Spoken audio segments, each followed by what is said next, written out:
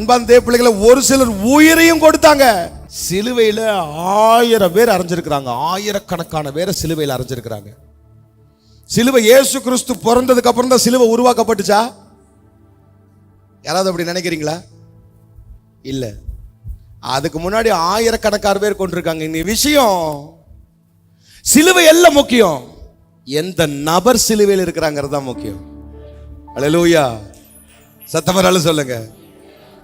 இந்த சபையில் இருக்கிறதான இந்த கூட்டம் அல்ல முக்கியம், எந்த நபருக்குள்ள தேவ ஆவியானவர் இருக்கிறாங்கிறது ரொம்ப முக்கியம். எந்த நபருக்குள்ள விசுவாசம் இருக்கிறது ரொம்ப முக்கியம். விசுவாசத்தை கொண்டு போய் நீங்க வச்சுக்கோங்கன்னு ஒரு விசுவாசம் இல்லை. எத்தனை பேர் பணக்காரங்களா இருக்கிறீங்க?